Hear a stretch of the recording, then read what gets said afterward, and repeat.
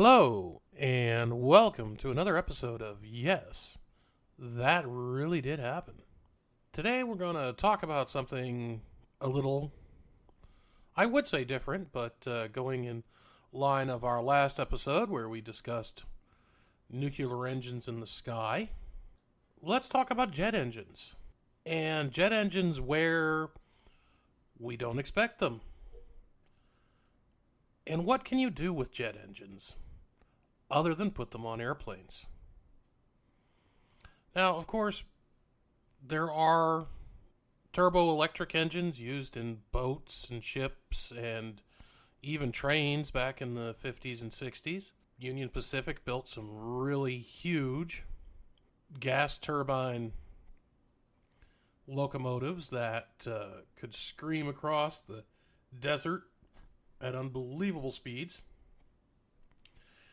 And they were somewhat successful, but used a lot of fuel.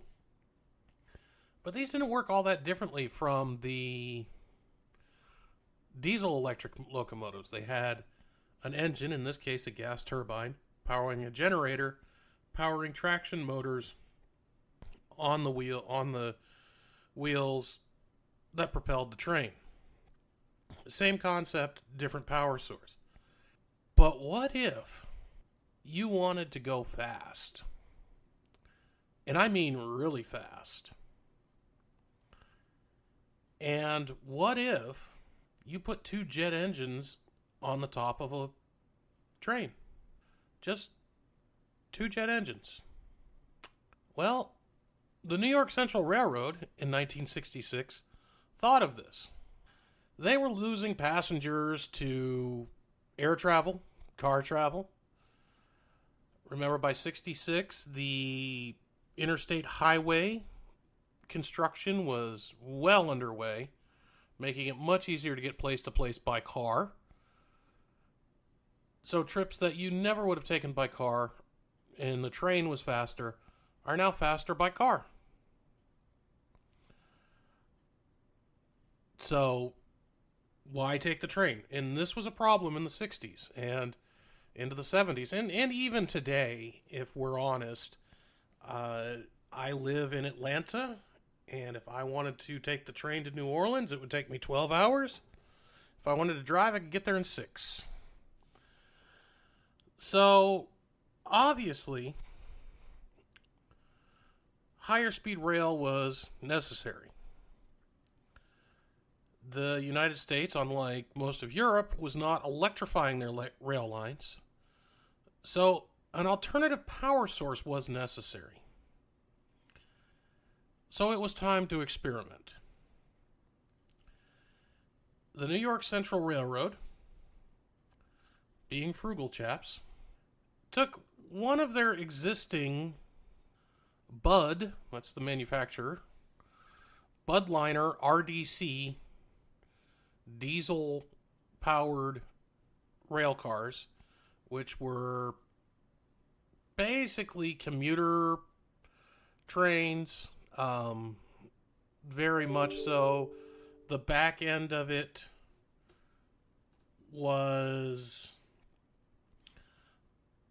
a passenger compartment. The front end is where the controls to drive the train were, and it had an engine mounted underneath and cooling systems on the roof, and just your standard RDC is what they were called. And it was a rail diesel car. That's what RDC stood for. Rail diesel car, because it was a train car, not a locomotive, but it was diesel and it powered. And you could hook multiples together for longer trains, and you could hook regular rail cars to them and all of that. So they had some of these laying around. They were built between 1949 and 1962. They built about 400 of them. And New York Central had some of these laying around. So they had this. It was a good base to start with. And then they put a streamlined front cowling on the front because this was going to make the train go through the air more smoothly. And then they identified a set of tracks between Butler, Indiana, and Stryker, Ohio, that was just absolutely arrow straight and in good condition at the time. So it's completely unmodified, no curves, very straight. Then they needed the jet engines. So they went out and got some General Electric J47-19 jet engines.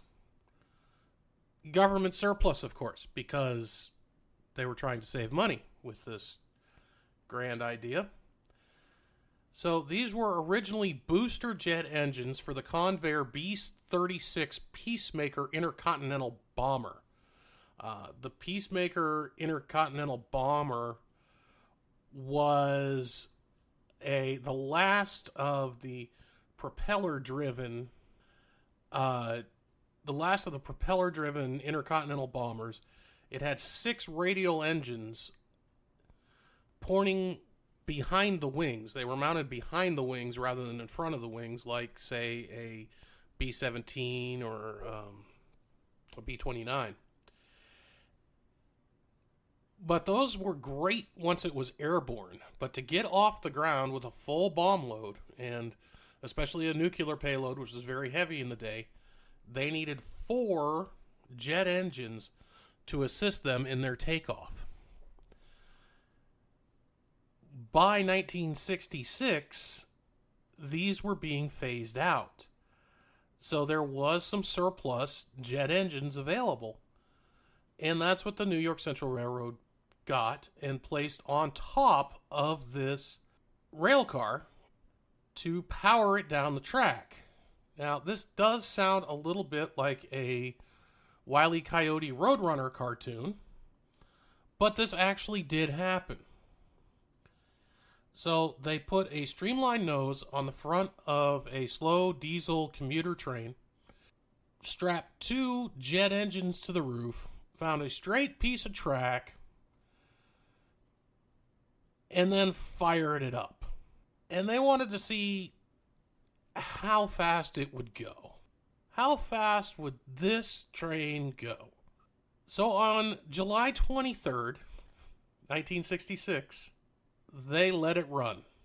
And the car reached an amazing speed of 183.68 miles per hour, or 295.6 kilometers per hour, or holy crap, that's fast. Any of those terms work. And again, this had been built really, really cheaply.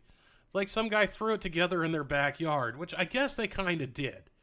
New York Central Railroad was not doing particularly well at the time, and it was really just built to test the stresses of high-speed train travel.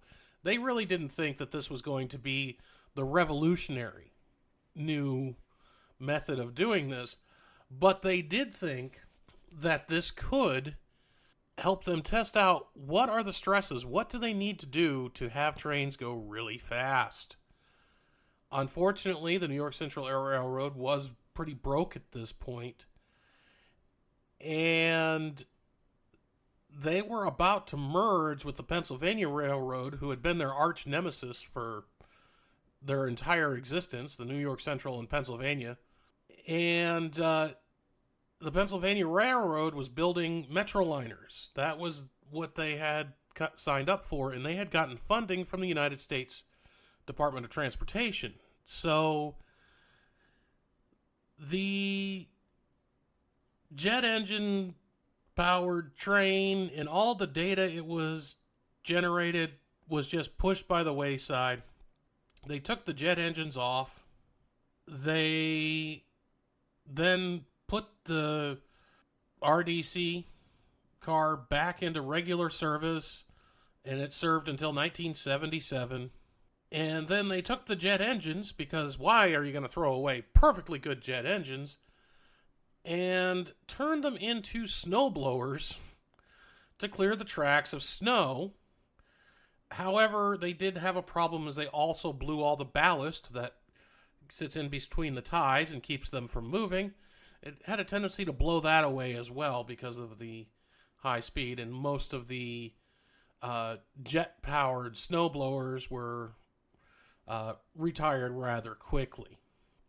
So that really wraps up the story of the M497 New York Central jet-powered rail car, for lack of a better term. But wait, there's more. Yes, indeed. There was also a Federal Railroad Administration test vehicle in the early 1970s called the Linear Induction Motor Research Vehicle, or LIMRV.